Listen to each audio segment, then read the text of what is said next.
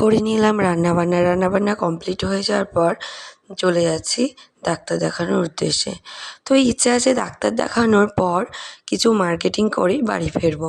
তো এরই মধ্যে পৌঁছে যাচ্ছি বহরমপুর। তো সেখানে তো ডাক্তার দেখিয়ে নিলামই, তাছাড়া কাকু দিয়ে দিল মেয়ের জন্য একটা চকলেট।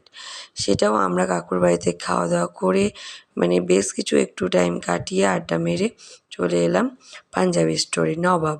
তো নবাবে পাঞ্জাবি টাঞ্জাবি নিয়েছি বরের জন্যে 3খানা। তো কোনটা নিলাম আর 3খানা কি আদৌ নিয়েছি সেটা দেখার জন্য তাড়াতাড়ি ব্লগ ভিডিওতে চলে যাও বন্ধুরা। তারপর চলে এলাম বহরমপুর থেকে লালবাগ।